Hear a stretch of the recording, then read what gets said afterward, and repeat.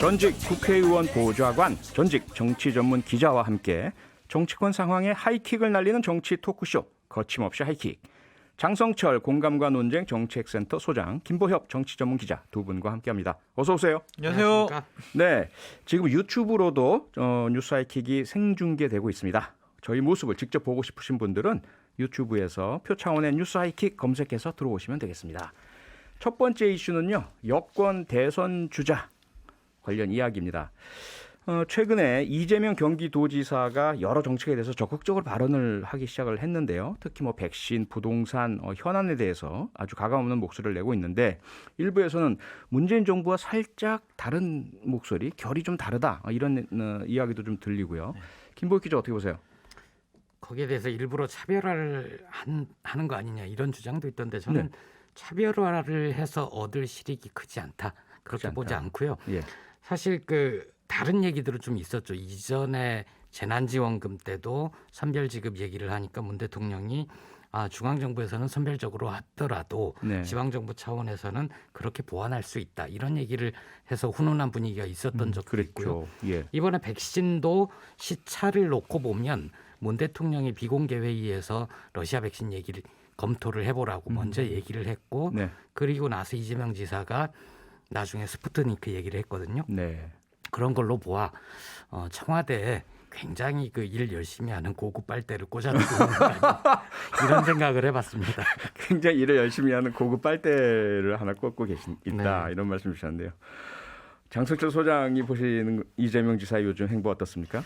대선 후보로서의 존재감을 드러내기 시작을 했다라고 말씀드리고 드러내기 싶습니다. 시작했다. 예. 기회는 이때다.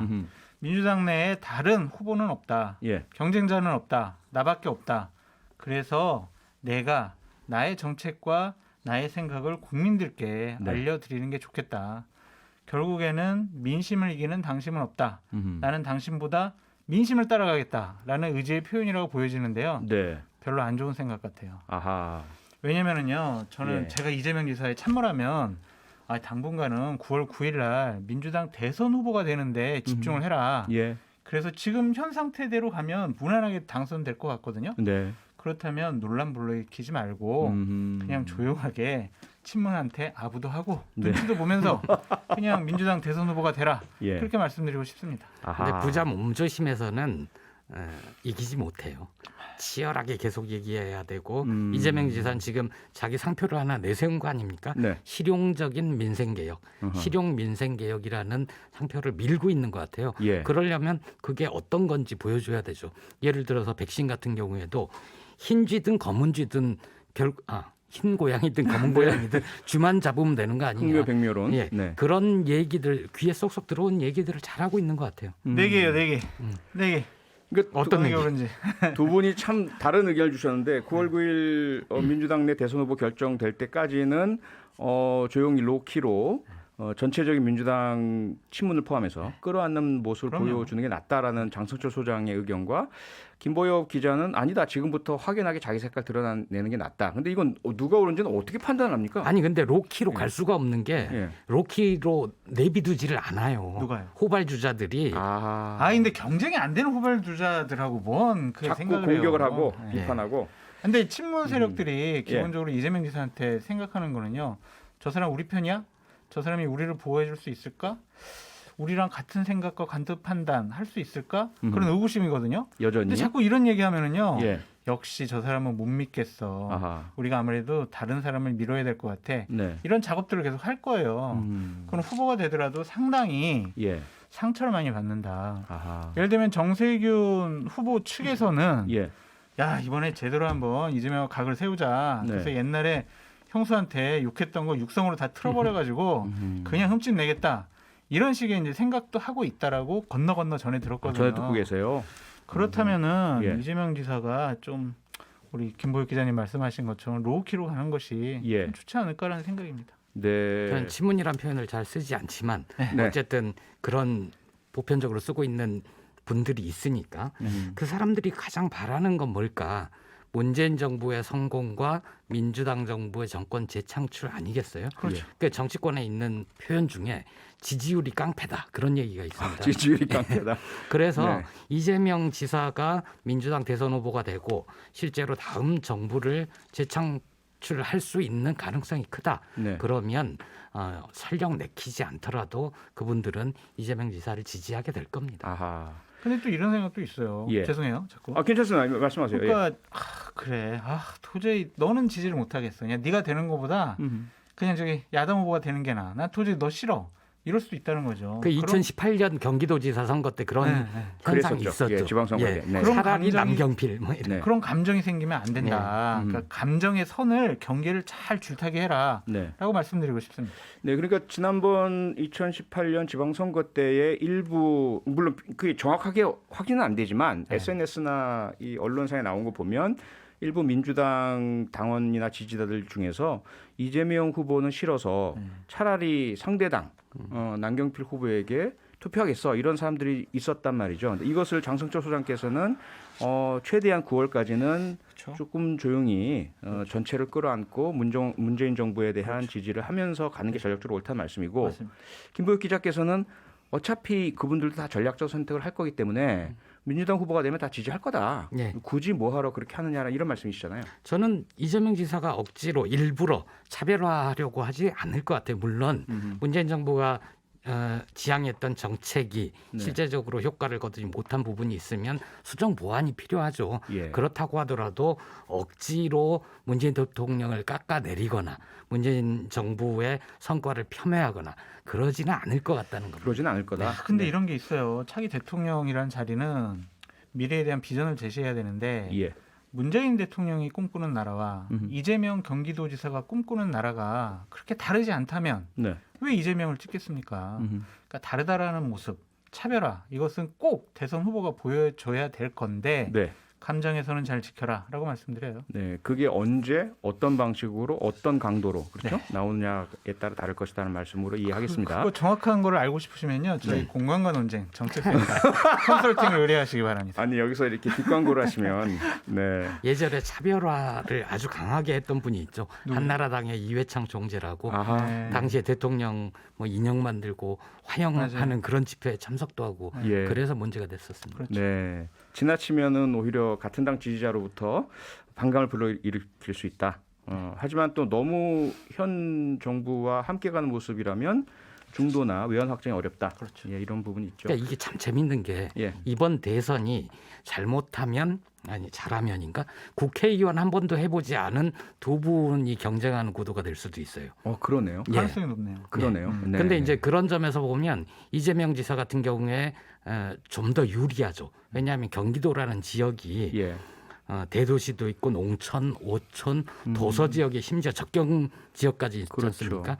조그만 대한민국의 축소판. 아하. 그래서 행정을 해서 뭔가 그럼요. 업적을 남기면 굉장히 유리한 거고요. 음. 2007년 대선 때 이명박 서울시장 당시 서울시장이 누렸던 그런 혜택을 누릴 수도 있는 거죠. 그렇죠. 행정 경험. 네.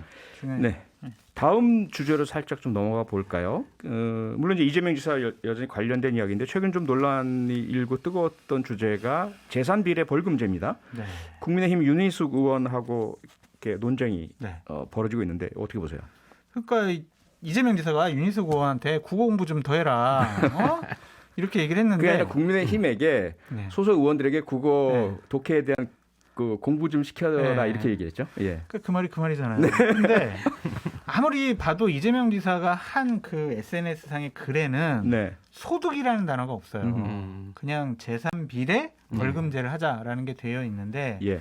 이것이 너무 말장난화가 되지 않았느냐라는 생각이 들고요. 네. 올바른 정책적인 논쟁이 불러 일으켜졌으면 좋겠어요. 예. 왜 이렇게 좋은 국민의 뭐 73%가 찬성하는데 그렇죠. 왜 독일과 핀란드에서만 하는지 어허. 왜 다른 나라는 왜 안 하는지 음. 그리고 똑같은 범죄의 다른 형량 이거를 뭐 판결을 하면은 이게 과연 외형상 불평등이 있는 거 아니냐 네. 이런 논쟁들에 대해서 좀 제대로 서로 논의하고 토론하고 그렇죠. 했으면 좋겠어요. 근데 말장난, 감정을 건드리는 말장난 하지 않았으면 좋겠어요. 우리가 길거리에서도 그렇잖아요. 본질은 어디론가 가고 몇 살이야 나오고 이렇게 되기 하면 이제 뭐 얘기가 안 되는데 김보익 기자는 어떻게 보십니까? 근데 이미 소득연동 벌금제는 이탄희 민주당 의원이 작년에 발의를 해놓은 법이 있습니다. 네. 그리고 앞에 말씀 중에 독일, 핀란드만 한다고 그랬는데 제가 알기로는 스웨덴과 오스트리아도 이미 시행하고 있는 걸로 알고 있습니다. 네, 알겠습니다. 이 논란이보다 이제 중요한 정책적 이슈니까 앞으로도 합리적으로 좀 토론이 이루어지길 바라고요. 그런가 하면 또 다른 여권 대선 주자죠. 정세균 전 총리가요. 오늘 아침 MBC 라디오 시선집중 인터뷰에서 이재명 지사가 중대본 회의에 잘 안 나와서 잘 모른다 이런 언급을 했습니다. 이 말씀의 어떤 의도라 그럴까요? 이걸 어떻게 뭐 견제구로 봐야 될까요? 어떻게 보세요? 저는 후발주자의 특권이라고 봅니다. 특권. 예. 아하. 왜냐하면 늦게 이제 대선에 뛰어드신 분은 예. 제일 앞서가는 분을 공격을 해야 되는 거죠. 그렇죠. 그러니까 미스터 스마일이 유독 이재명 지사에게는 독한 말을 많이 하시고요. 예. 이낙연 전 총리한테도 좀 독한 말을 했어요. 예. JTBC하고 처음 인터뷰할 때 그분은 기자 출신이고 나는 기업인 출신입니다. 네. 이런 식으로 차별화를 하는 거죠. 아하. 그러니까 뒤에 새로 막 발동을 거는 분들은 앞서간 분들을 비판하고 네. 선명하게 공격을 해야 되는 겁니다. 네. 근데 제가 보기에는 예. 정세균 전 총리 이분 같은 경우에는 예. 이낙연 후보를 먼저 앞서 나가라. 그래야 이제 이재명하고 뭐 양자 대결 이런 구도로 갈 거 아니에요? 2등부터 이겨야 1등하고 붙을 수 있다. 네, 예. 그렇죠. 여러 가지 지역적인 기반이라든지 네. 정치적인 기반이 똑같잖아요. 네, 그렇죠. 이낙연을 극복하지 못하면 이재명과의 대결은 있을 수가 없으니 예. 이제 이낙연 후보에게 타켓을 맞춰서 네. 좀 선거 전략을 다시 짰으면 좋겠다는 생각이 들고요. 예. 결국엔 본선 경쟁력이에요. 본선에서 과연 누가 이길 수 있느냐. 네. 그게 중요하지. 그냥 민주당이 후보가 되는 게 중요하지 않잖아요. 그렇죠. 그렇기 때문에 본선 경쟁력도 같이 키워라. 네. 그런 말씀드립니다. 키워라라는 건 어떻게 보면 이제 지금보다 미래를 지향하는 말씀인데 네. 어떻게 보세요? 전망으로 보자면 정세균 전 총리가 지금부터 바람을 일으켜서 2등 따라잡고 1등이랑 붙을 수 있는 그리고 뛰어넘을 수 있는 그런 잠재력이 있다고 보세요? 거침없이 직설적으로 직설적으로. 말씀드려도 되겠죠? 그럼요. 예. 꿈깨라고 말씀드리고 싶습니다. 불가능해요. 업적도 시간도 좀 모자라다. 아하, 네. 아니, 너무 이렇게 점잖게 표현하면 저는 어떻게 됩니까? 좀 이렇게 가슴이 좀 아프실 것 같습니다. 들으시면. 네, 거침없이 하이킥 두 번째 주제로 바로 넘어가겠습니다. 두 번째 주제는요. 지금 거의 뭐 국민의힘 지지율을 완전히 흔들어 버리고 있는 사면론입니다. 사면론. 전직 대통령 이명박, 박근혜 두 분에 대한 사면 얘기가 나오자마자 상당히 지금 많은 반향이 있는데요. 오늘 주호영 국민의당 당대표 권한대행이 이런 말을 했습니다. 사면 구걸하지 않는 게 당론이다. 장성수 소장님. 근데 PD님, 예. 저는 사면과 탄핵은 좀 다르게 놓고 가야 될 것 같아요. 네. 그러니까 사면 같은 경우엔 대통령님께서 정말 국민 통합 이것을 위해서 넉넉한 마음으로 네. 좀 용서해 주셨으면 좋겠다라는 생각이 들고요. 예. 사면은 주장을 하거나 촉구하면 안 됩니다. 어허. 이것은요, 반대하는 국민들을 설득해야 돼요. 그렇죠. 저희들 잘못했습니다. 용서해 주세요. 앞으로 이렇게 하겠습니다. 정말 죄송합니다라고 해야지 사면해 주세요 막 이러면 안 된다고요. 사면은 정말 해주셨으면 전 좋겠어요. 아하. 좀 넉넉하게. 근데 네. 탄핵 주장들, 탄핵이 잘못됐다라는 주장을 서병수 의원이 했잖아요. 예. 이거는요, 서병수 의원이 국회의원으로서 자격이 없는 얘기를 한 거예요. 탄핵은 이미 법률적으로 정치적으로 분명히 이미 끝난 문제거든요. 그렇죠. 거기다 대고 많은 상식적인 국민들은 탄핵이 그만큼 잘못됐다고 생각한다라는 둥 이런 얘기하는 것 자체가요. 어허. 그동안 국민의힘과 보수우파가 네. 탄핵이라는 함정을 극복하기 위해서 너무나 많은 노력을 해왔는데 그러니까요. 중진 의원이라는 사람이 처리 없이 예. 저런 식으로 다시 그 함정으로 끌어내렸거든요. 저는 심하게 얘기 말씀드려서 서병수 의원 할 자격이 없는 사람이다. 저는 그냥 의원직 사퇴하고 정경퇴하고 네. 박근혜 팬클럽 회장이나 해라. 아하. 그렇게 말씀드리고 싶어요. 울산시장 출마한다는데요? 울산 서병수 의원이요? 왜 울산? 아니구나. 부산시장. 네, 김보익 기자는 어떻게 보십니까? 사면론. 전적으로 동의합니다. 근데 사면 구걸할 문제가 아니라 정말로 국민들을 설득을 하고 당당하게 요구를 해야죠. 그래서 국민들의 마음이 돌아서면 문 대통령도 그랬잖아요. 국민 공감대, 국민 통합 차원에서 고려해 볼 수 있으나 지금은 아니다라는 거죠. 그러니까 두 분 말씀이 사면이라는 게 대통령의 권한이긴 하지만 그게 뭐 자의적으로 대통령의 개인적인 결정이 아니라 국민의 뜻을 받아서 대통령이 행하는 결정으로 보신다 말씀이잖아요. 근데 이제 이런 방법이 있을 것 같습니다. 다음번 대통령에 당선된 당선인이 문재인 대통령께 건의를 해서 새로운 당선인이 임기를 시작하기 전에 문재인 대통령께서 좀 결자 해지해 주시는 방법이 좋지 않을까. 옛날에 전두환 노태우 전 대통령도 그런 식으로 했잖아요. 당시 김영삼 대통령과 김대중 당선자 사이에 그런 식으로 됐는데 그 말씀을 하시니까 사실 일부 시민들 국민들께서 어떤 얘기를 하시냐면 그렇게 이루어진 사면의 결과가 어땠느냐. 전두환 씨가 오히려 그 광주 5.18 민주화 항쟁을 폄하 왜곡하는 그런 일들을 계속하고 자신의 정치적 역량 키우고 그런 사례가 있는데 또 다시 그렇게 되면 어떡하냐 이런 우려가 있더라고요. 그러니까 그거는 하나의 이제 뭐 일어날 수도 있는 일이라는 생각이 들고 전두환 전 대통령 같은 경우에는 잘못된 처신을 하는 거죠. 그렇죠. 그러니까 많은 국민들이 사면을 받았더라도 실질적으로 국민들에게는 사면을 못 받았다. 밖에 제대로 돌아다니지도 못하잖아요. 숨어서 다니고 밥 근데 먹고. 이명박 전 대통령도 지금 자기는 정말 깨끗하게 살아왔다라고 공개적으로 편지 보내고 그러지 않습니까? 좀 넉넉하게 용서해 주세요. 그러니까 그 전제가 되는 게 앞서 말씀하신 것처럼 탄핵의 뭐 부당성 얘기한다든지 이런 얘기를 하는 순간 그게 사실 무너져 버리는 거잖아요. 말도 안 되는 국민들을 더 화나게 만드는 일이고 그럼요. 반대로 우린 정말 잘못했으니 한번 좀 엎드려 용서를 바랍니다. 참 이게 문제예요. 그러니까 용서해주면 사면해줄게 아니면 사면해주면 제가 반성할게요.